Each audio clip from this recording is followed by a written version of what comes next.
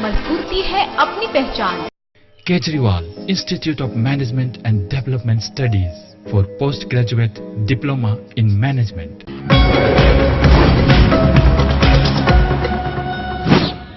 कसमार प्रखंड के ओरमो राज्यकृत प्राथमिक विद्यालय में 3 महीनों से भोजन बंद है, जबकि विद्यालय प्रखंड कार्यालय से मात्र 4 से 5 किलोमीटर की दूरी पर ही स्थित है। प्रधानाचार्य से पूछे जाने पर वे कहते हैं कि हमारे अकाउंट में पैसे नहीं हैं। पहले से सामान के पैसे दुकानदार के पास 12,000 रुपए से 13,000 रुपए उधार हो गया है, जिससे दुकानदार सामान देने में कतराता है। जबकि प्रखंड शिक्षा पदाधिकारी यह कहते हुए अपना पलड़ा झाड़ रहे हैं कि हमें किसी प्रकार की सूचना नहीं है। वहीं विद्यालय के प्रधानाध्यापक का कहना है कि इसकी सूचना वे प्रखंड कार्यालय में पद स्थापित सपन जी को दे दिए हैं, लेकिन बीईओ अपने और अपने स्टाफ की गलती मानने को तैयार नहीं है। जब विद्यालय के प्रधानाध्यापक ने कहा तो वे यह कहते नजर आए कि आप अब सस्पेंड होइएगा, और एक दूसरे का बात सुनने को तैयार न होकर तू मैं करते नजर आए। जबकि सरकार का कहना है कि किसी भी परिस्थिति में मध्याह्न भोजन बंद नहीं होना चाहिए। कितना दिन से बंद है? मास्टर साहब बोले से ओरमो का टेलीफोन लगा तो ओरमो का नहीं लगता है कि वहाँ 2 महीना से बंद है। हमारे यहाँ कोई सूचना नहीं है, कुछ नहीं। कैसे हम लोग मान लेंगे कि 2 महीना से? वो तो बोले कि हम तो मैंने फरवरी 9 तारीख से चला है। 13 को चावल मिला था, 13 मार्च को 13 मार्च को चावल मिला। 3 अप्रैल को चावल अब नहीं लिए। 3 अप्रैल को जो चावल बटा था, चावल नहीं लिए। फरवरी से बंद नहीं लिए। तो काहे नहीं लिए चावल? पैसे नहीं है तो खाली चावल हुआ, हम जमा करके क्या करेंगे? तो चावल के लिए आप जिला को भेजना चाहिए था लिख करके ना, कि हमारे ये राशि नहीं है। हम कहेंगे तो हम क्या करें? हमको तो आप सूचना कहाँ दी है?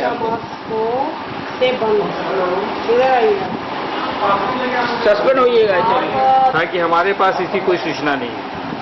तो आज हम भी बोले हमारे पास कोई सूचना नहीं है।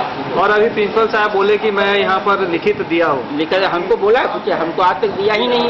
तो ये कहीं कहा ये आपके दरवाजे से किसी को दे करके चला जाता है। ये तो वाइटल प्रोग्राम है ना, मध्याह्न भोजन बंद हो जाना है, ये तो बहुत बड़ा प्रॉब्लम है। इसको डायरेक्ट ब्यूरो से कंसल्ट करना चाहिए था, हम तुरंत इसको मुहैया कराते इसको किसी सूरत से भी। जिला से कह करके ये जैसे भी इसको हम डाक दिलवाते, पैसा दिलवाते। वो बताएं कि मैं आपके स्टाफ को दिया हूँ। स्टाफ को दिया, किसको दिया? तो ऐसा तो यहाँ तो 10 तो स्टाफ है। डायरेक्ट बीओ को क्यों नहीं? हम जब डेली यहाँ रहते हैं में काम करते हैं तो सारा रिपोर्ट लेते हैं। आज टोटल कितना मांगती होनी इसमें कहीं न कहीं आपके स्टाफ की लापरवाही है, ऐसा नहीं प्रतीत होता है सर आपको? अभी किसको दिए तो पता लगाएंगे तुमने। ये तो अभी साफ डायरेक्ट बोल रहे सरपंच जी को मैंने दिया। सरपंच जी उसके प्रभारी नहीं है, जिनको दिया है नहीं। प्रभारी दिलीप सिंह है एमडीएम। नहीं ठीक है सर, मान लीजिए कि वो उस समय उपस्थित थे और इन्होंने सरपंच जी को दिया, तो वो आपको सूचना देना चाहिए ना। न सरपंच जी भी नहीं दिया, हेडमास्टर को भी देना चाहिए, बहुत चाहिए था। मेरा मध्याह्न भोजन बंद हुआ, इतना दिन से बंद है, तो इनको तो लापरवाही इनका भी जाता है। क्या आप अपने क्षेत्र का कभी भ्रमण करते हैं? बिल्कुल। तो इस तरह की नौबत क्यों आई कि वहाँ की मध्याह्न भोजन बंद है? यदि आप क्षेत्र की भ्रमण करते हैं, हमको कुछ जानकारी नहीं। बगल का विद्यालय हमको जानकारी नहीं। सारा विद्यालय दूर दराज का बंद होता है तो हमको कंसल्ट करता है। और घर के बगल का ही विद्यालय बंद है और उसकी जानकारी आपको टीचर है। वहीं क्षेत्रीय जिला पदाधिकारी बातों को मैनेज करते हुए कहती है कि लोग अपने जिम्मेवारी को सही तरीके से नहीं निभा रहे हैं। फिर भी यदि आपका आवेदन है तो मैं उसे लेकर जिला में पहुंचा देती हूं। लेकर के आए, अगर यहाँ भी आवेदन उसका मिलता है तो मैं उसको जिला में पहुँचाऊंगा। मेरे तक जहाँ तक संभव होगा, मेरे से जो काम होगा मैं उसको। ये तो आप अपनी जिम्मेदारी के बारे में बोल रही हैं, लेकिन देखिए तू वैसे कोई भी समस्या का समाधान नहीं है, इसलिए हम आज तक नहीं समझते कि अगर ज़्यादा हम तू मैं किसी से करेंगे तू मैं से कोई समस्या का समाधान नहीं है ना। सब जवाबदेही से भागने से कोई काम का सोल्यूशन नहीं है, वो समाधान नहीं होता है। माने मार्च में हमको 12 तारीख को चावल मिला। जी सर। कितना? 3 क्विंटल। उसमें हम 13 तारीख को एक दिन बनाए हुए हैं, उसके बाद पैसा नहीं रहने के कारण बंद है। तो इसकी शिकायत आपने अपने वरीय पदाधिकारी को इसकी सूचना दी? जी। वो क्या बोले? वो बोले जिला से पैसा आएगा तभी कुछ हो सकता है। हम इसकी सूचना जिला को दे चुके हैं। चाहिए नहीं तो हम क्या करें सर, कहिए न, खाता में नहीं पैसा रहेगा। दुकानदार को 2 महीना का पैसा बाकी है, वो रोज तगादा करता है, तो कहाँ से दिया जाएगा। कर्मिक मध्य विद्यालय और में पारा शिक्षिका। यहाँ कितने दिनों से मध्याह्न भोजन बंद है? यहाँ तो सरस्वती पूजा में बंद हो गया। उसके बाद चावल आया है, चावल आने के बाद बोल रहे अच्छा पैसा नहीं है इसलिए राशन नहीं दुकान से ला रहा है, बोले बंद है। आप लोग को 1.5-2 महीना से भोजन नहीं मिल रहा? आप लोग प्रिंसिपल साहब को बोले तो क्या बोले? कोयला नहीं है। कोयला नहीं है? कोयला के चलते खाना बंद है? क्या नाम हुआ? रीमा। कौन सा स्कूल है? ओरमो। कौन सा क्लास है? 8 क्लास। कितने दिनों से मध्याह्न भोजन बंद है आपके स्कूल में?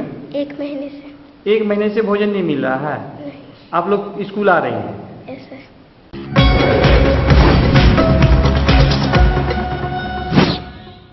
कसमार प्रखंड के बेरमोटाण उत्क्रमित मध्य विद्यालय में छात्रवृत्ति गबन सामने आया है। मालूम हो कि उक्त विद्यालय के प्रधानाध्यापक मनोज कुमार पर छात्रवृत्ति गबन का आरोप विद्यालय के छात्र छात्राओं और उनके अभिभावकों के द्वारा लगाया गया है। इसकी सूचना ग्रामीणों के द्वारा प्रखंड विकास पदाधिकारी कसमार को 1 माह पूर्व दे दी गई थी, परंतु विकास पदाधिकारी द्वारा इस पर कोई कार्यवाही नहीं हुई। छात्र छात्राओं के द्वारा यह बताया गया कि प्रधानाध्यापक घर में आकर रजिस्टर में यह कहकर हस्ताक्षर करवा लिया करते थे कि जनगणना का कार्य किया जा रहा है। बाद में पता चला कि छात्रवृत्ति का पैसे के लिए हस्ताक्षर कराया गया है। यह छात्रवृत्ति 2011-12 की है। कुछ छात्र छात्राओं को दिया गया और कुछ का पैसा गबन कर लिया गया। यही स्थिति 2010-11 का भी है, यह ग्रामीणों द्वारा कहा जा रहा है।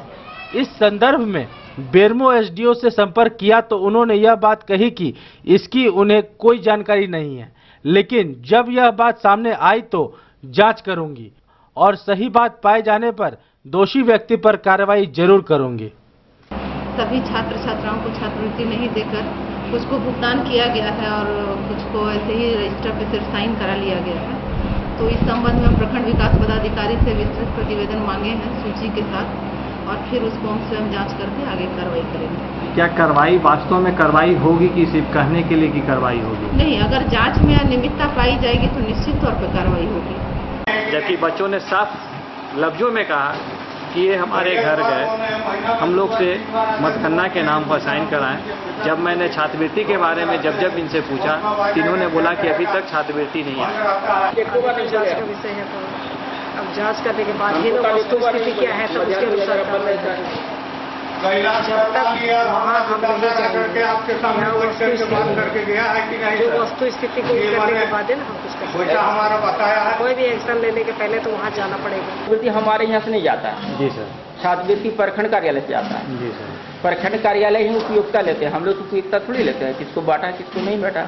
उपयोगिता लोग सीधे राशि है प्रखंड कार्यालय विद्यालय को उपलब्ध कराता है और सीधे प्रखंड कार्यालय उसका उपयोगिता लेता है। उपयोगिता भी तो दिया होगा ना, वो हमने इतना बच्चों के बीच जो है राशि बांट दिया, उसी उपयोगिता के आधार पर उसका जांच कराया जाए। देखिए, कोई भी गार्जियन यदि मान के आरोप लगाया है तो मैंने हम कोशिश करें कि उनका समस्या समाधान। तो कैसे समाधान कर दीजिएगा जब आपके पास उस बच्चे को पैसा मिल चुका है? आपके कथनानुसार देखिए, अभी तो नहीं, आपके कथनानुसार उस बच्चे को आपने कह रहा कि मैं पैसा दे दिया। यदि ये खड़ा होकर कहे कि नहीं मेरा पैसा बाकी है, तो आप कितने को पैसा इस तरह से आप भरिएगा? तो मुश्किल है। कहीं न कहीं ये माने पूर्ण रूपेण घोटाला है, इस चीज को आप स्वीकार कर रहे हैं।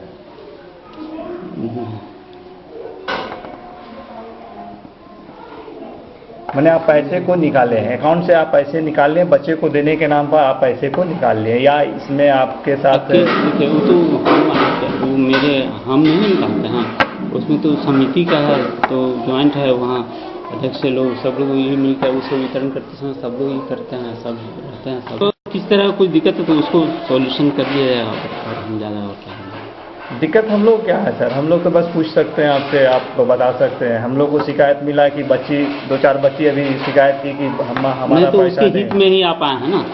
नहीं उसके हित क्या, हम आपके हित में आए हुए हैं, हम आपके हित में आए हुए हैं। यदि आप निकाले हैं तो इस चीज़ को यहीं पर दबा दिया जाए, सिर्फ आप बोलिए कि हाँ हमसे गलती हो गई। देखिए आप कहिएगा ना कि अकेले हमसे गलती हुआ था, उसमें अकेले हम, लेकिन मान लिया कि उसमें ये है तो भाई एक आध मिस्टेक यदि हुआ है तो क्या कहें। मैंने आप लोग पैसे को गोल मटोल किए हैं, गोल मटोल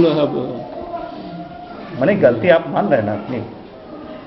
देखिए यदि आप आए हैं कहीं से कोई ये किया तो आपके पास तो सर ये जो छात्रवृत्ति बढ़ती है उसकी सालाना रिपोर्ट रहती है, आप मेंटेनेंस करते हैं, वो सरकार को जमा करते हैं, ठीक। अच्छा आप हुआ तो अभी इतना नहीं ये देखिए आप जो इतना बात में आप क्या ये अंडरस्टूड नहीं है? नहीं आप देखिए जब तक क्लियर नहीं बोलिएगा तब तक हम लोग अंडरस्टूड नहीं हो सकते हैं। कैसे हिसाब से मैंने ये सच्चाई है। इसमें कौन कौन से लोग इसमें हैं आपके साथ में? आप अकेले तो पैसे को निकाले नहीं होंगे, आप BCO को देते हैं, BDO को देते हैं, CRP को देते हैं ना? CRP वगैरह ऐसे CRP वगैरह को CRP को नहीं देते हैं। जिला पदाधिकारी, शिक्षा पदाधिकारी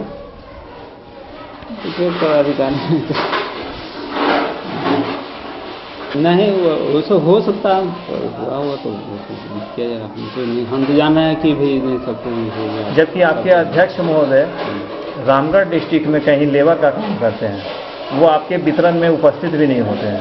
नहीं किसी ऐसा है तो आप हमें छात्रवृत्ति की रजिस्टर दिखाइए जिसमें उनकी साइन होगी कि हम उस दिन उपस्थित हैं।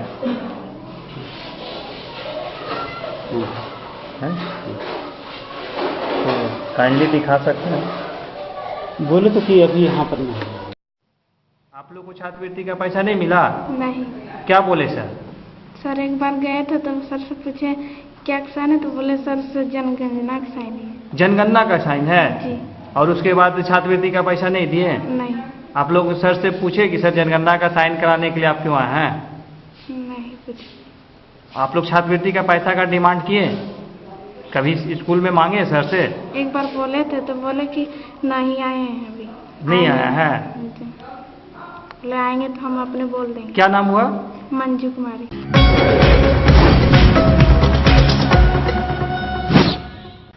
टाइगर क्लब की तरफ से सेक्टर 2C दुर्गा पूजा मैदान में क्रिकेट टूर्नामेंट का आयोजन धनबाद लोकसभा प्रभारी बसपा के डॉक्टर नवल शर्मा के द्वारा किया जा रहा है।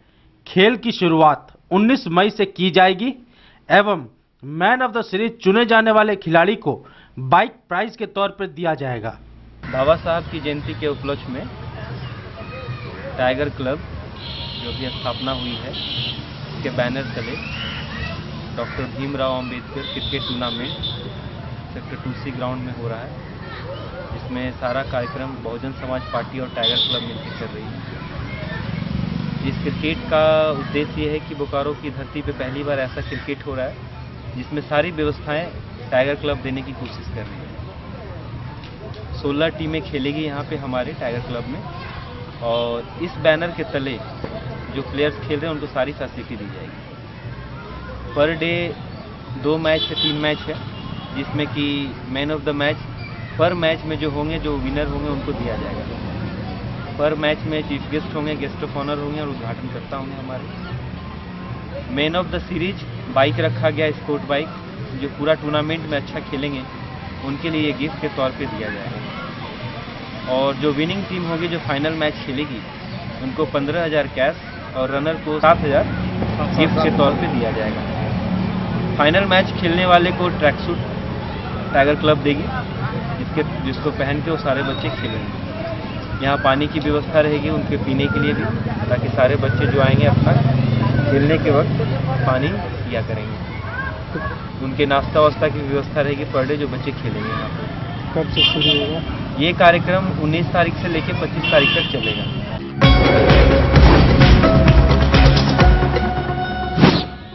बेरमो कोयलांचल में कुकुरमुत्ते की तरफ फैले गैर सरकारी विद्यालय शिक्षा से कभी नियम कानून तथा राइट टू एजुकेशन के साथ साथ बेरमो उपायुक्त के आदेशों को ठेंगा दिखाकर मनमानी से विद्यालय चला रहे हैं, जबकि ये सभी विद्यालयों को सरकारी एड के साथ साथ झारखंड से मान्यता प्राप्त होने का दावा भी करते हैं।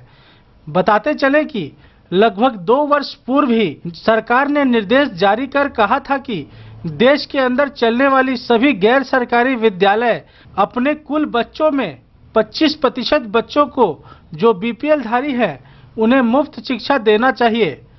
इतना ही नहीं, एडमिशन के नाम पर विद्यालय द्वारा प्रति वर्ष अभिभावकों से लूटे जाने वाले हजारों रुपए की लूट बंद की जाए। मगर बेरमो कोयलांचल का शायद ही कोई विद्यालय ऐसा हो जहां उपरोक्त नियमों का पालन होता हो। अब इस नियम को सख्ती से लागू कराने का भार बेरमो प्रखंड की प्रमुख गिरिजा देवी ने उठाते हुए आज अपने पहले दौरे में जारंगडी उत्तरी पंचायत स्थित संत एंथनी स्कूल पहुंची, जहां उन्होंने विद्यालय के प्रधान शिक्षिका से उपरोक्त सभी विषयों पर जानकारी हासिल की, जिसमें साफ हो गया कि इस विद्यालय में कोई भी आदेश का पालन नहीं हो रहा है। यहाँ बीपीएल बच्चों को एडमिशन नहीं लिया जा रहा है, ऐसा सिस्टर का कहना है, क्योंकि इनके सिस्टर का यहाँ का कहना है कि यहाँ सरकार के कोई दिशा निर्देश इनको नहीं मिला है सरकार के द्वारा, इसलिए ये यहाँ बीपीएल बच्चों को नहीं ले रही है। लेकिन मेरा कहना है कि जब राइट टू एजुकेशन 2009 में मोहर लग चुका है केंद्र सरकार के, 1 अप्रैल 2010 में जब इसको लागू कर दिया गया है पूरे देश स्तर में, तो ये स्कूल में भी होनी चाहिए। लेकिन यहाँ वैसा नहीं हो रहा है। हमने ऐसा यहाँ अभी देखा और सिस्टर के मुंह से भी हमने ऐसा उन्हीं की जुबानी से ये बात को सुना भी कि हम एडमिशन नहीं ले रहे हैं। सर, इसके लिए आप क्या कह रहे हैं? इसके लिए अभी मैं एसडीओ मैडम से बात की, उन्होंने कहा कि ऐसी बात नहीं है, क्योंकि पूरे देश स्तर में जब राइट टू एजुकेशन लागू हो चुका है तो वही स्कूल में भी ये नियम बनता है और उनको नियम के आधार ही चलना है। जो सरकार की एक्ट है उसको मानना होगा, उसको फॉलो करना होगा स्कूल को। और ये जो कह रही है स्कूल की प्रधानाध्यापिका, इसको हम लोग अब डीसी से मंगवाते हैं सीडी वगैरह, जो सरकार के दिशा निर्देश है इनको दिलवाते हैं और उनके आधार पर हम लोग स्कूल को चलाएंगे। कहने को गैर सरकारी विद्यालय, मगर सारे सरकारी लाभ हासिल होने के बाद भी सरकार व प्रशासन के सारे आदेशों का किस तरह धज्जी उड़ाकर विद्यार्थियों के अभिभावकों का खून चूसना लगातार जारी है। ऐसा लगता है मानो प्रशासनिक आदेश महज कागजों का शोभा मात्र बनकर रह गया है। यानी कहा जाए कि बेरमो कोयलांचल पर शिक्षा माफियाओं का दबदबा कायम है। अब देखना बाकी होगा कि प्रमुख की पहल कितनी रंग लाती है।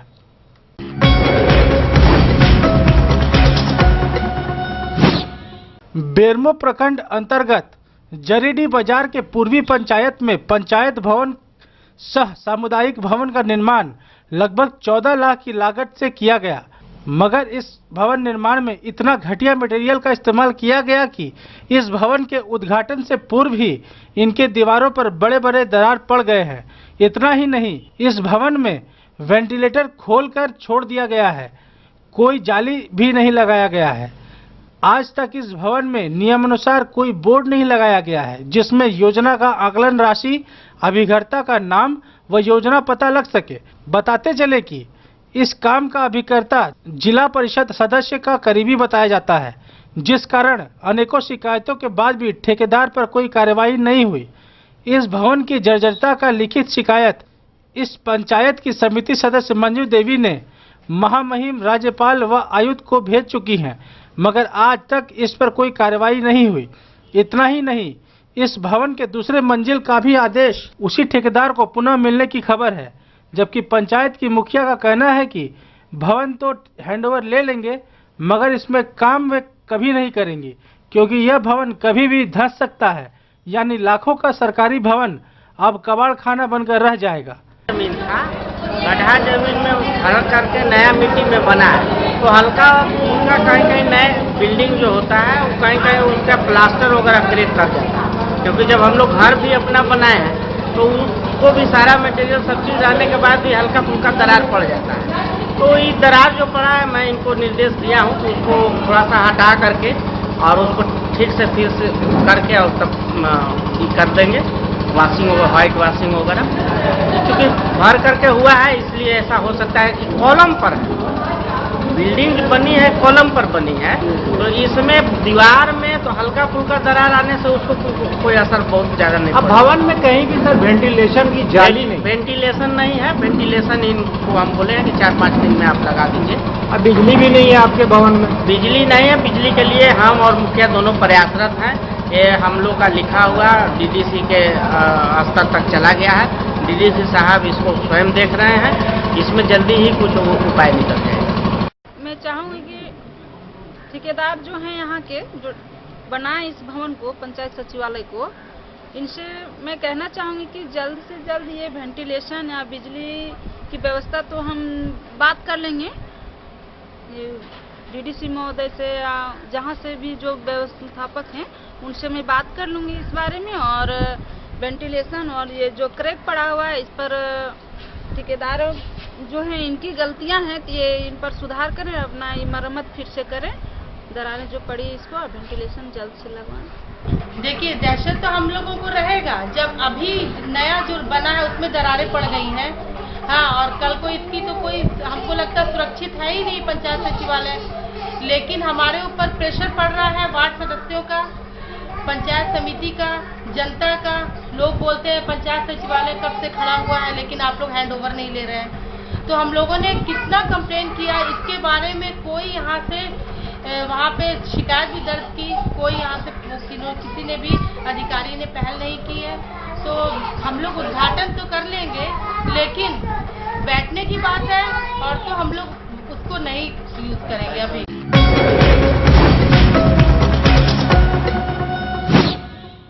बेरमो अनुमंडल एसडीओ अनिता सहाय ने आज तड़के ही पेटरवार प्रखंड अंतर्गत खेतको पंचायत के 5 आंगनबाड़ी केंद्रों तथा 5 पीडीएस दुकानों पर औचक निरीक्षण किया तथा जन वितरण प्रणाली के 5 दुकानों में 3 दुकान खुला मिला तथा 2 दुकान बंद पाए गए तथा एक पीडीएस दुकान पर भारी मात्रा में वितरण के लिए अनाज भी रखे पाए गए, जिसे देख श्रीमती सहाय ने नाराजगी जताई। आंगनबाड़ी केंद्रों पर बच्चों को मिलने वाला पोषाहार तथा उपस्थित रजिस्टर की जांच पड़ताल की। नजर के कुछ दुकान बंद पाया गया, कुछ चलता पाया गया, उसमें कोई जो किसी बंद तरह का पाया गया उस पर कार्रवाई होगा जी। और जिसमें मतलब आप देखे उसमें किसी तरह कोई फॉल्ट वगैरह नहीं, वो तो महिला समिति जो चला रही थी उसमें तो कोई फॉल्ट नहीं था। अभी वितरण का तिथि निर्धारित नहीं हुआ, इसलिए वितरण नहीं हो रहा था। समय समय पर अधिकारियों द्वारा जांच के बाद भी अगर अनियमितता नहीं थमती है तो मामला कितना गंभीर है आप समझ सकते हैं।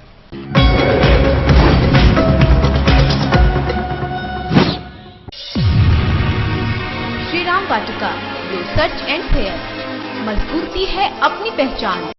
Kejriwal Institute of Management and Development Studies for Postgraduate Diploma in Management.